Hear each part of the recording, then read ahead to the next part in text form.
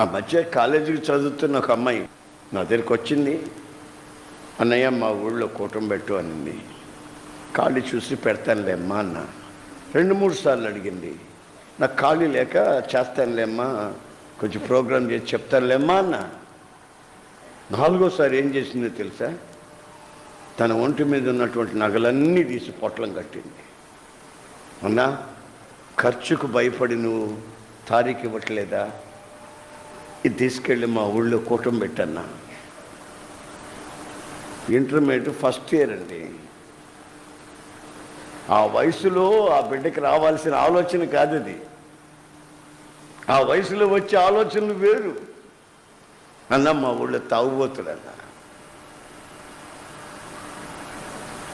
నేను ఈ ప్రార్థనకు వస్తుంటే వాళ్ళు ఆశ్చర్యంగా చూస్తున్నారన్న.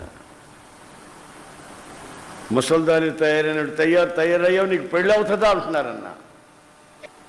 ఒక్కసారి వచ్చి మా ఊళ్ళో కూటమి పెట్టవా?